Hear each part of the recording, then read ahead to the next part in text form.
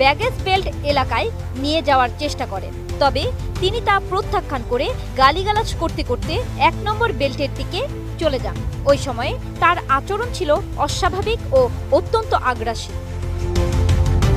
পরিস্থিতি নিয়ন্ত্রণে আসার পর তার ভাই ও চাচার সঙ্গে যোগাযোগ করা হলে তারা জানান, যাত্রী আগেও মাদকাসক্ত অবস্থায় এমন আচরণ করতেন এবং বৃষ্টির রাতে তাকে নিতে বিমানবন্দরে আসা সম্ভব নয়। পরে যাত্রী ধীরে ধীরে স্বাভাবিক হলে ভোর ৫টা ৩০ মিনিটে বিমানবন্দর ত্যাগ করেন। বেবিচক জানিয়েছে, ঘটনার সময় বিমানবন্দর কর্তৃপক্ষ, সিভিল এভিয়েশন এবং সংশ্লিষ্ট এয়ারলাইন্স প্রতিনিধিরা পেশাদারিত্ব ও ধৈর্যের সঙ্গে পরিস্থিতি মোকাবেলা করেছে।